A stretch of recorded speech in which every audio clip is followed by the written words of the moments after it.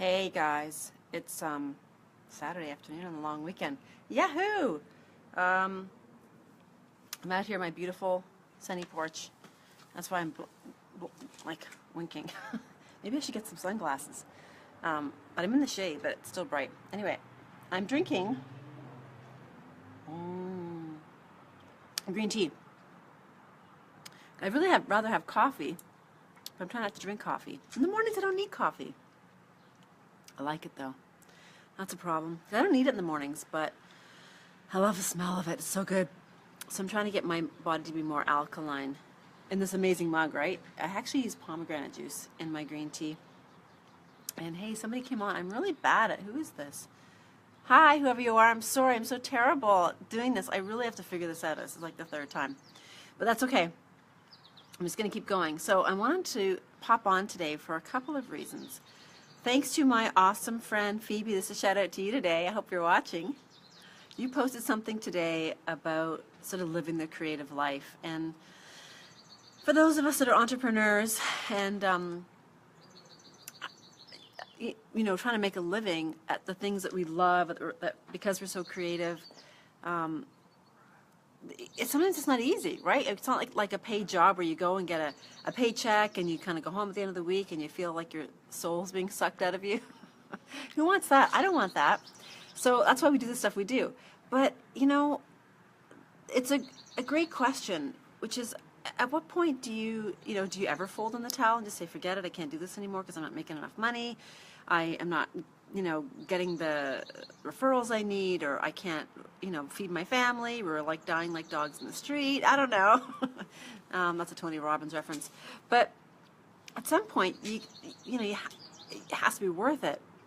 And a little while ago, I was reading Lizabeth Gilbert's Big Magic. Great book if you haven't read it. It's so good. And she talks about, and pardon, cover your ears, that's my favorite swear word, but she talks about the fact that how much of a shit sandwich are you willing to eat?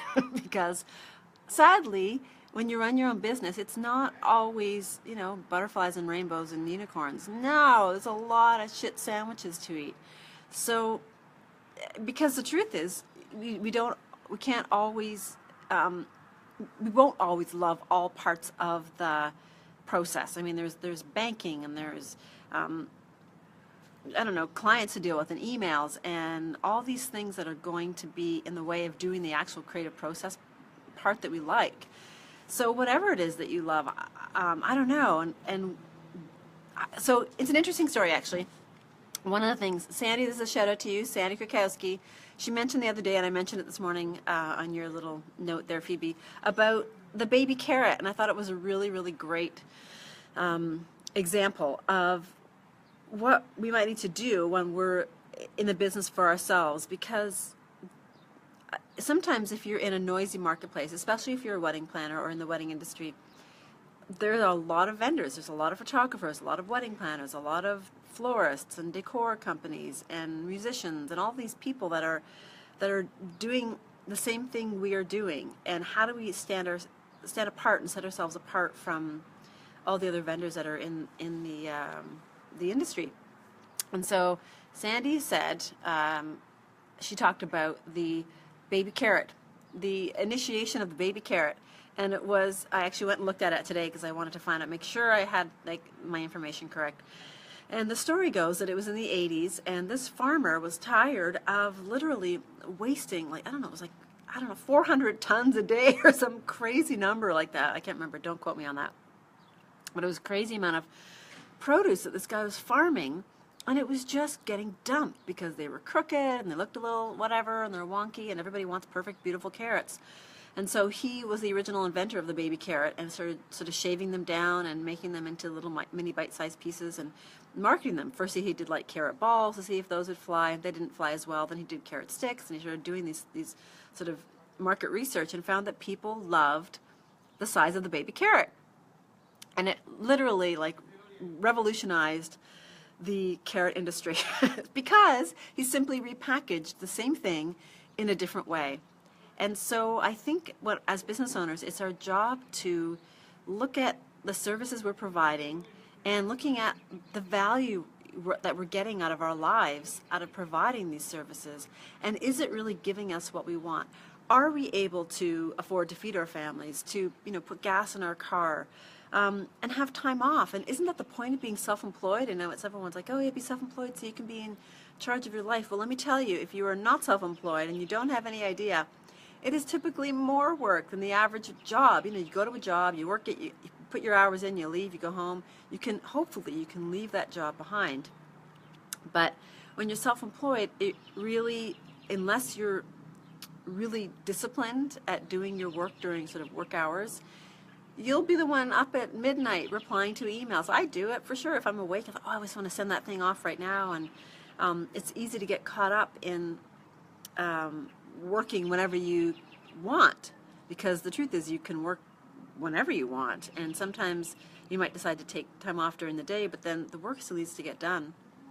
So it goes back to my question. And again, big magic from Lizabeth Gilbert. That was sort of her examples. Like, how much of the shit sandwich are you willing to eat? Because all jobs come with stuff we don't like. So then there's the option. Do you hire out? I mean, do you have enough money to hire out? So I don't know. I don't know that I have any answers, but let me tell you, this is like really free, cheap therapy. So thanks to those of you that are watching, because it's like, if you know my personality, or if you have a high I personality, I have an SI, are my top personality traits, with lots of C's, so I have those 3 traits. But talking is synonymous with solving when it comes to my personality type. So I thought I would just get on here today and kind of figure out, I don't know if there's even something to figure out, but maybe the reality is, you put 10 years into something. I've been a wedding planner for 10 years this year, and it's amazing to think of all the things that I've done, how far I've come, and the evolution of my business. And then I think, is it going to get any better than this? Or is this kind of, have I arrived? Have I, arrived? Is this as good as it gets? Maybe. Or maybe it's time to reinvent how I do stuff, and maybe I offer less services. And in exchange for doing the stuff that I really love, I discovered that I really love wedding day management. Now, let's not fool yourselves. It's not a day. I cannot simply show up on your wedding day and just take over. No, that takes it's usually at least 6 weeks out or longer, 6 weeks at a minimum, to kind of figure out all the details. But maybe it's about repackaging things so that, I get to give my best value to the clients that I serve, and the clients get the most amazing service that they're looking for. And you don't have to be all things to all people. Gosh, jack of all trades, master of none. How many are guilty of that? Oh yeah, I do that, and I also do this, and I paint houses, and I do accounting, and I don't know, whatever, right? You just kind of do all these things that you do to try to make ends meet. But I think you have to be careful with that too. I think sometimes specializing is perhaps a better way to, I don't know, whether you want to make a mark in the market,